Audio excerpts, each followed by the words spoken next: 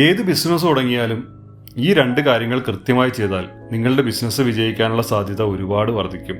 രണ്ടാമത് പറയുന്ന കാര്യമാണ് ഏറ്റവും പ്രധാനം. വലിയ ബിസിനസ് ഡിഗ്രികൾ ഒന്നും വേണ്ട ബിസിനസ് വിജയിപ്പിക്കാൻ.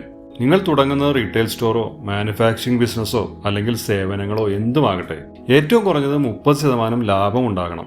എന്ന് പറഞ്ഞാൽ 100 രൂപ കസ്റ്റമറിന്റെ അടുത്ത് നിന്ന് മേടിക്കുമ്പോൾ അതിൽ 30 രൂപയെങ്കിലും ലാഭം ഉണ്ടാകണം. മിക്കവാറും ആദ്യമായി ബിസിനസ് തുടങ്ങുന്നവർ കുറെ പൈസ ചിലവാക്കി ഓഫീസും സ്റ്റാഫിനെയും ഒക്കെ റെഡിയാക്കും. ബാക്കി പൈസ ഉണ്ടെങ്കിൽ അതെടുത്ത് കുറച്ച് മാസത്തെ ചിലവും നടത്തും. ലാഭമുണ്ടോ എന്നൊന്നും നോക്കാതെ ബിസിനസ്സിൽ നിന്ന് കിട്ടുന്ന പൈസയെല്ലാം എടുത്ത് റോൾ ചെയ്യലാണ് പിന്നത്തെ പരിപാടി.